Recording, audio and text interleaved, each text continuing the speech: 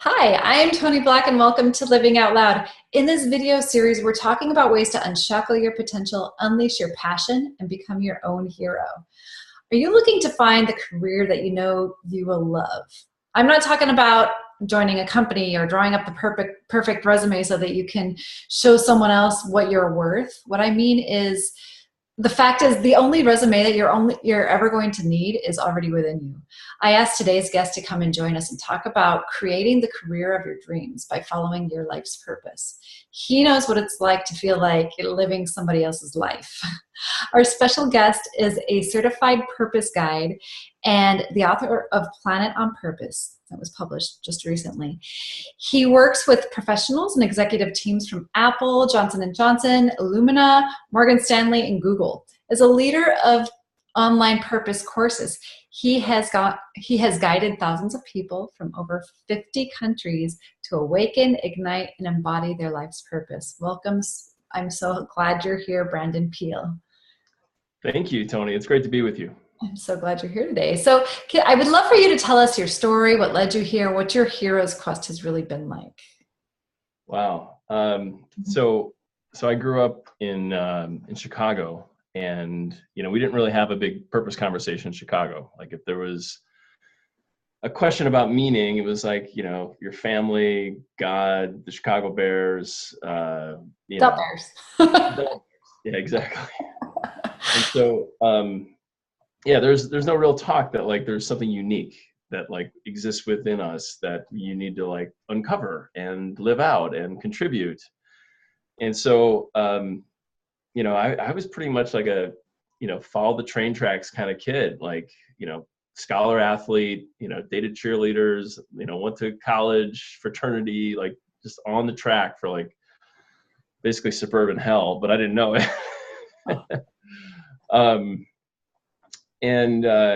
But I could sense something was wrong, because I was like, I'm meeting all these measures and it sounds and feels like profoundly boring and a waste of everybody's time. Yeah. And so after college, I mean, I went off the deep end and partying. Like I was just like, I don't know what to do. I didn't even have the words to say, I don't know my purpose. I'm just like, why am I so successful? And I hate everyone and myself. you know?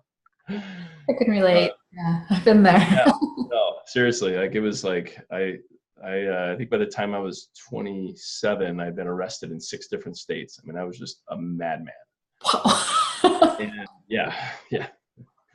But so I went to graduate school and I had an opportunity to take a self-discovery course, and that kind of began my inner journey.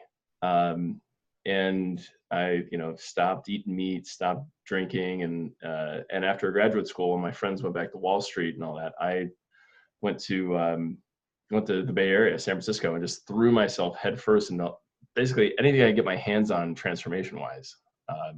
Landmark, therapy, hallucinogens, Burning Man, Vipassana. Burning Man. I want to go to that so bad. Anyway, go ahead. It's fun. Yeah, I'm feeling the itch this year. I didn't go last year, but I'm feeling the itch this year. But and this journey was great. I mean, I like to call this like my wandering the desert period, just like going into these different modalities and saying, okay, well, what's real here? Like, what can I find out about reality or about myself? And I was able to distinguish some stuff that wasn't me, but I never really got connected. And then let's see, I was like 33, 34. And I met a guy who called himself a purpose guide. And I was like, what the hell is that? Like, I didn't even know there was such a thing. Yeah. And so, he told me what it was. And I was like, that sounds amazing. Take my money. Let's go do this thing. And Tony, I tell you, like, hands down, it was the most impactful work I'd ever done. And like after like literally within a month of completing that program, left my startup job in Silicon Valley, broke up with the girlfriend I was with, moved from San Francisco to Berkeley, and just started my life how I wanted it. Stopped lifting weights, started doing yoga, and shortly thereafter got trained and certified. And I've been basically guiding people since 2012 and leading courses and all that. Wow. I'm so curious as to what that whole process looked like with with the guide, with the purpose guide. What was that like? Did he take you out into the desert and Well, so I've done a lot of work with him. Oh. The initial period was, very similar to what I do with my clients one-on-one, where, Mhm. you do a kind of initial discovery period, and then you move into the resistance work head on. Because usually after you start to discover some new vistas and some new contours of your higher purpose, all the crap comes in and The says, that resistance. won't Yep. work. You look like a fool. Blah, blah, blah, blah. The negative So talk. Yep. yeah, so we go straight into the resistance, and like, as much as I love kind of the ahas and like, the guided visualizations and discovering myself newly, it was way more gratifying for me to actually remove the blocks. Right? Mm. It was just like, it was almost like there was like rubber bands that were like holding me down, and they just like popped. And I just felt like taller, and like I felt like a giant. I was just like, I am invincible. Like, I still had no idea what my purpose was, but I was like, I was free of the stuff that wasn't it. Yeah. Uh, and then there's a deeper kind of what's called direct access or soul encounter work. And that's where it lights up. Like you kind of get the code structure, the map. And then there's the integration period and all that. I'm writing this stuff down as a Yeah. soul encounter work. That's interesting. Um, Sorry about that. Okay, so I'm curious. What's your definition of purpose? What is purpose? And yeah, exactly. Um, well, there's, for as many purpose guides as there are, there's different definitions. Yeah. What I'll share is that what it does is three things. Like it aligns your life, so you get kind of a new like Lady Justice of sorts. It says like, this is purpose, this is not. So you get that kind of clarity, and that's where like you start to make changes, to your body, your relationships, your career, and things start to get aligned. And then there's like Michael Meade, this mythologist, anthropologist, poet guy. He talks about there being like this thread, this like golden thread Mm. that is actually kind of like a guide. And like, in the same way you might meditate, you might like kind of listen for that thread, and it kind of guides where the leading edge is a lot. Mm. Yeah, so there's this alignment and this guidance piece, and then there's this clarity, like clarity of all the ego parts, all the parts that have been kind of saying no to living life out loud, living the life you want to live. Mhm. And you get clarity on what your purpose is. So the model I work with actually has 10 distinct aspects of purpose. Everything from what most breaks your heart, what you're great at, to your life's work, to the story that ties it all together, your virtues, your core essence, what brings you into flow, your mission in life, your vision, and your worldview. So there's like, I really like to play with the different aspects, because it to me, it tells like a much more comprehensive picture. But Mhm. yeah, I mean, there's like Tim Kelly, who wrote the foreword for my book, he uses 4, and those 4 are great. I mean, so But you're really diving into it in your book. yeah. Yeah, that's so great. So why does it seem like our purpose is hidden from us? Mm. Well, there's a lot of good reasons for that, and a lot of like kind of more murky reasons. I mean, the more obvious ones are that we have a political economy and a culture that we don't initiate our youth. We don't have soulfully incarnated marriages. We don't parent our kids with the eye on like, you're a special soul. Like, let's go figure that out together. Yeah. And then of course there's no like, or it's becoming more of a thing out here in California, but there's not a strong precedent around like authenticity in the workplace. It's all Mhm. about competency and performance. And luckily, there's a lot more kind of research saying that you actually get higher levels of performance and leadership and wealth and all that with purpose. But so you have like a lot of structural society economy things in place, and then of course you've got your inner blocks, and and these are actually like really good, meaning like I think there's too much talk that like kind of makes these parts of us bad. But like the model that I use is very heavily influenced by Tim Kelly's work, where you've got these kind of 5 big parts. The critical voice that tells you you're not good enough, the skeptical voice that like doesn't believe there is such a thing as purpose or that it can't happen, image consultant that just wants to look good, the risk manager. What are you gonna think? Yeah. Yeah. What are people gonna think? What will my mother say? Right. And then the wounded child, that also is like really close to the pain and doesn't want to experience any conflict or abandonment. And all of these came online at different points in life, and they serve a purpose. It's like the critic actually like makes you, work harder. It's never satisfied with who you are. The image consultant makes you create relationships so that you get your esteem needs and connection needs met, and so on and so forth. So they're good things, but the thing is, like, unless they're properly like dealt with, they sit here like lined up in the channel and prevent you from hearing your higher purpose, because all you can hear is their chatter. You're not good enough, you look foolish, you lose everything, blah blah blah blah blah blah blah. But when you honor them and kind of get them in alignment, and you actually, at least the process I use and Tim uses, is you negotiate with them and ask them to step aside while you do your purpose work, and then you bring them back at the end and kind of redeploy them with the new purpose directive. Yeah. I mean, I wonder what their purpose is. Yeah. Well, I mean, it's generally to keep you safe, to make sure you don't get hurt again. And that works very well in your teens and 20s. But then in your late 20s, when you start to pop and you're like, who am I? And all you have is like some story about how you relate to other people. It sucks.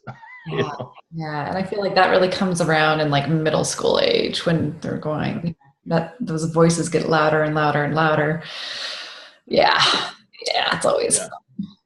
So what are some practical ways that you've found to go about finding purpose? Well, I mean, the process I use in my courses, very similar to what I was guided through, where there's like guided visualizations, where you begin to kind of sidestep the ego and really let that imagination start to pull you into a different reality. But again, like, as soon as you start to develop that picture, the ego says, whoa, hold on. So there's got to be resistance work. So dealing with those voices that are in the channel, and then like the deep dive work, which, I like to put people on the land, like get them out in nature and have them do a ceremony. I find that nature, especially after you do the resistance work, tends to just be like tea leaves, or like, I Ching sticks or tarot cards. It just shows you. You get these visions like, wow. And it's not like a lateral move. It's not like you're an investment banker and you decide to be a midwife. Like, there's like a new, almost like coherence to things that felt, disparate. It like this picture starts to show up and it constellates, and you start to say, wow, I've been preparing for this my whole life. This is what's next, kind of thing. So just tweaking. Yeah, it's a tweak. It's a shift in perspective, but it's empowering, because it ties it all together, versus like, saying this is bad, this is good. It's like, it's all good. It's all good. We've got this whole thing. Awesome. So yeah, I like that you mentioned the imagination, in thinking about creativity and its role in helping us find our purpose. So can you talk a little bit about that? Yeah. I mean, how I was trained, and certainly my experience, is that there's a really tight relationship between the domain of your higher purpose and your creative faculties. It's often referred to as the imaginal realm, where it's beyond the predictable, but it's just shy of the totally like fantasy made up unicorns and all that. But it's I'm saying that there's anything wrong with unicorns. Yeah, I mean, there's nothing wrong with unicorns, but you can't ride a unicorn and pay your mortgage. At least, I don't know, maybe you can. I'm just thinking of Deadpool right now, actually. Yeah, so there's this realm, and that like when you move into a guided visualization, like it's important to create that space, that because that really is the very rich language for your higher purpose and your soul to kind of come out, because you're not functioning in the normal world, and you're also not functioning in the realm of make-believe, but it's a special place where like the new edges, like you can start to feel that thread of your purpose start to come out. Yeah, and it makes me think about how really imagination and creativity are incredibly important for pulling together different aspects of personality, whatever it is that gets you going, and then creating something that is going to benefit really everyone in the long run. That's really cool. So I would like to talk about, I know you have a gift for our viewers today. Yeah. So, as you mentioned, I have a book coming out, and I packaged part of my book in 2 great purpose discovery exercises in what I call the Higher Purpose Starter Kit. And so if you're early in the conversation and you're like, I want to learn more, I want to understand what the path to purpose is, I want to taste an experience of actually, maybe doing one of these exercises. So that's what it is. It's called the Higher Purpose Starter Kit, and you can find it on my website, and I'm sure you're going to send them a link as well. Yes, it'll be right underneath the video. Yep, absolutely. Is there anything that you'd like to leave us with before we go?